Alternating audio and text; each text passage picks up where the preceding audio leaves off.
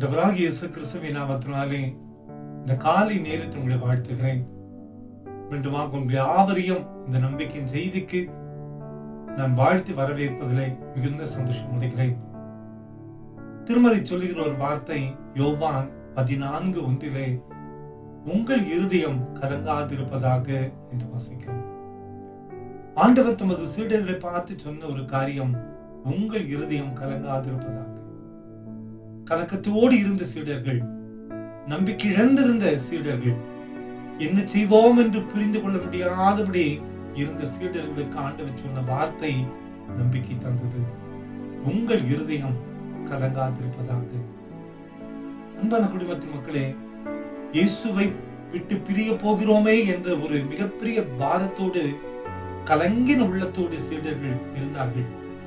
இப்பொழுது இயேசு சொன்ன ஒரு வார்த்தை தான், உங்கள் இருதயம் கலங்காதிருப்பதாக. அன்பான குடும்பத்தின் மக்களே, இந்த காலை நேரத்திலே கர்த்தர் நம்மை பார்த்து சொல்லுகிற வார்த்தை, உங்கள் இருதயம் கலங்காதிருப்பதாக. ஒருவேளை இந்த காலை நேரத்தை கலக்கத்தோடு நம்ம ஆரம்பித்திருக்கலாம், பாரத்தோடு ஆரம்பித்திருக்கலாம்.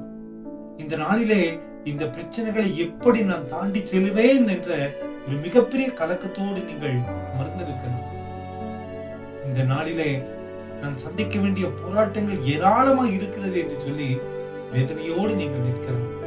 கவலைப்படாதிருங்கள். நம் ஆண்டவர் சொல்லுகிற வார்த்தை, உங்கள் இருதயம் கலங்காதிருப்பதாக. உங்களுக்கென்று ஒரு வழியை நான் ஆயத்தம் செய்து வைத்திருக்கிறேன். உங்களுக்கென்று ஒரு புதிய பாதையை நான் உருவாக்க போகிறேன் என்று சொல்லுகிறேன். நிச்சயமாய் இந்த செய்தி கேட்டுக்கொண்டிருக்கிற நம் ஒவ்வொருவரையும் பார்த்து ஆண்டவர் சொல்லுகிற வார்த்தை, உங்கள் இருதயம் கலங்காதிருப்பதாக. அன்பான குடும்பத்து மக்களே, இந்த வார்த்தையோடு இந்த நாளை ஆரம்பிப்போம். கர்த்தருடைய கிருபை நம்மோடு கூட இருக்கும். ஆச்சரியமான பாதையிலே நம்மை கர்த்தர் வழிநடத்துவார். ஜெபிப்போமா? அன்பின் பரலோக பிதாவே, இந்த காலை நேரத்திலே நீர் எங்களுக்கு தந்த வார்த்தைகளுக்காக நன்றி கர்த்தாவே. உங்கள் இருதயம் கலங்காதிருப்பதாக என்று சொன்னீரே, கலக்கத்தோடு இருக்கிற உம்முடைய பிள்ளைகள் ஒவ்வொருவரையும் இந்த காலை நேரத்திலே பலப்படுத்த வேண்டுமா? பிறந்த நாளையும் திருமண நாளையும் நினைவு கூறுகிற ஒவ்வொரு பிள்ளைகளையும் ஆசீர்வதிங்க.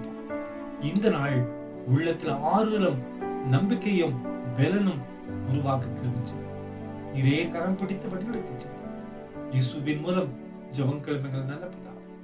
ஆமென், ஆமென்.